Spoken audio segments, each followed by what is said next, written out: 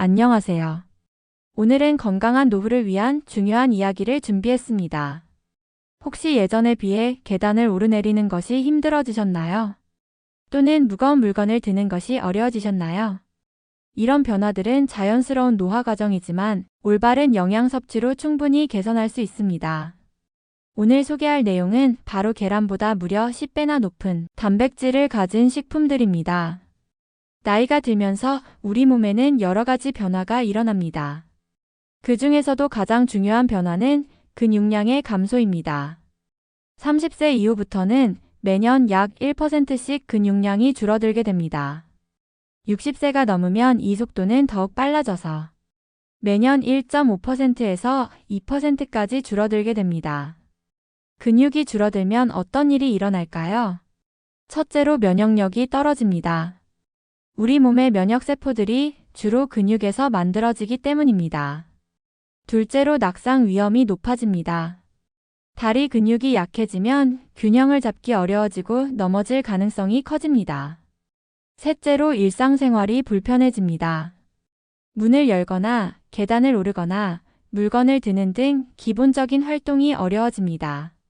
그렇다면 이런 문제를 어떻게 해결할 수 있을까요? 바로 충분한 단백질 섭취입니다. 단백질은 우리 몸의 근육을 만드는 기본 재료입니다. 마치 집을 짓는데 벽돌이 필요한 것처럼 근육을 유지하고 만들기 위해서는 단백질이 반드시 필요합니다.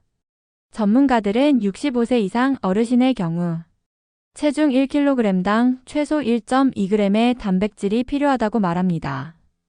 예를 들어 체중이 60kg이신 분이라면 하루에 최소 72g의 단백질이 필요합니다. 하지만 안타깝게도 우리나라 65세 이상 어르신 3명 중 1명은 단백질 섭취량이 부족한 상황입니다.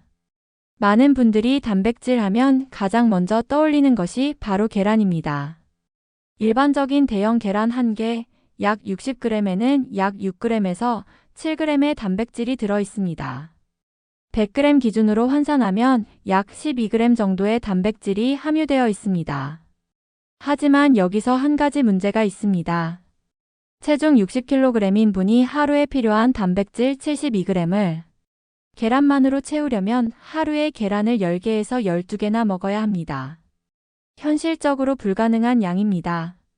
그렇다면 더 효율적으로 단백질을 섭취할 방법은 없을까요? 바로 계란보다 단백질 함량이 훨씬 높은 식품들을 활용하는 것입니다. 놀랍게도 우리 주변에는 계란보다 5배, 10배, 심지어 20배까지 많은 단백질을 함유한 식품들이 있습니다. 첫 번째로 소개할 식품은 바로 황태, 즉 북어입니다. 황태 100g에는 무려 80g 이상의 단백질이 들어 있습니다. 계란의 12배가 넘는 양입니다. 황태의 장점은 단백질 함량뿐만이 아닙니다. 기름기가 거의 없어서 부담이 적고 소화가 잘 됩니다. 또한 국물용, 조림용, 구이용 등 다양하게 활용할 수 있고 오래 보관할 수 있어서 경제적입니다. 황태는 북어국으로 끓여서 시원하고 담백하게 드실 수 있습니다. 북어조림으로 양념에 졸여서 반찬으로 드시기도 좋고 북어포를 그냥 씹어서 간식으로 드셔도 좋습니다. 두 번째는 멸치입니다. 멸치 100g에는 약 72g의 단백질이 들어 있습니다. 계란의 6배에 해당하는 양입니다. 멸치는 우리가 일상적으로 많이 접하는 식품입니다. 국물을 우릴 때 사용하는 다시멸치, 반찬으로 먹는 볶은 멸치, 간식으로 먹는 마른 멸치 등이 있습니다. 멸치는 견과류와 함께 볶으면 고소하고 맛있는 멸치볶음이 됩니다.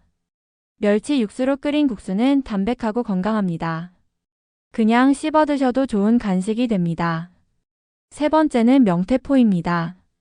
100g당 약 60g의 단백질을 함유하고 있습니다. 계란의 5배에 해당합니다.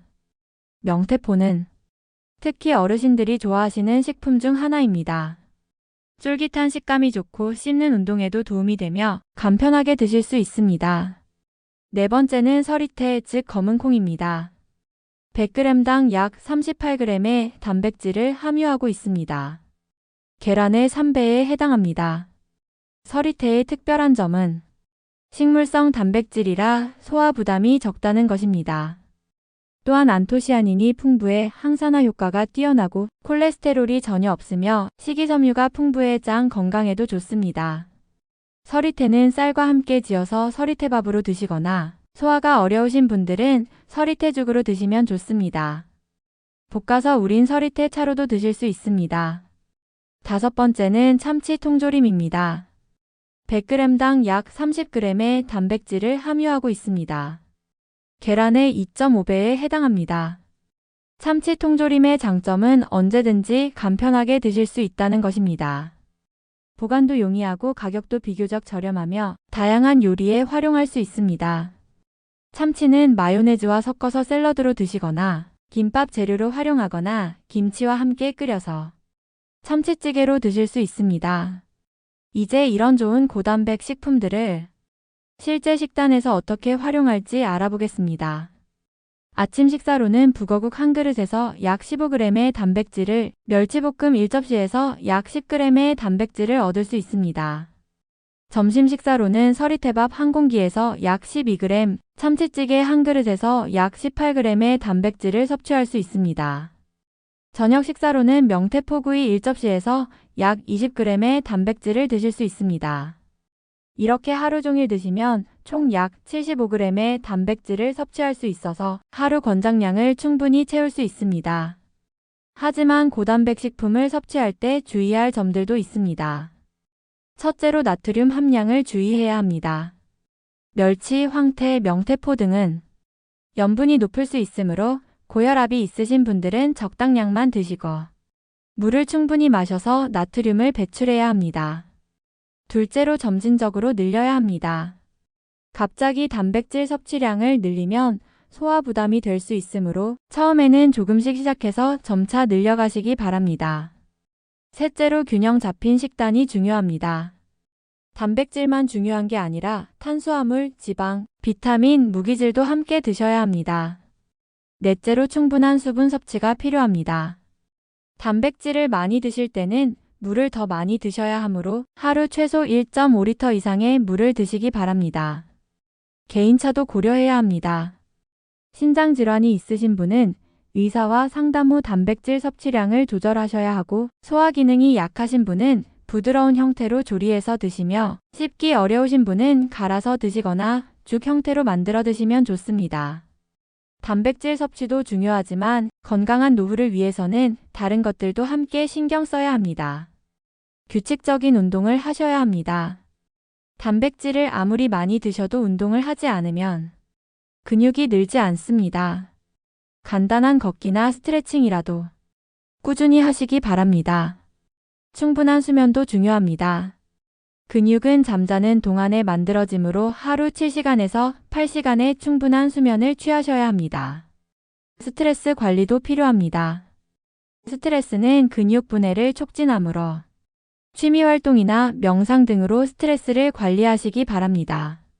마지막으로 정기적인 건강검진을 통해 자신의 건강 상태를 정확히 파악하고 필요시 전문의와 상담하시기 바랍니다. 오늘 이 영상이 여러분의 건강한 노후 생활에 작은 도움이 되었기를 바랍니다.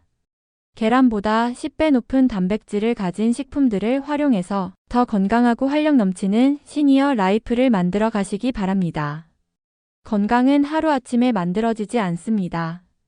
꾸준히 조금씩 매일매일 관심을 가지고 관리하시면 분명히 좋은 결과가 있을 것입니다. 오늘도 건강하고 행복한 하루 보내세요. 감사합니다.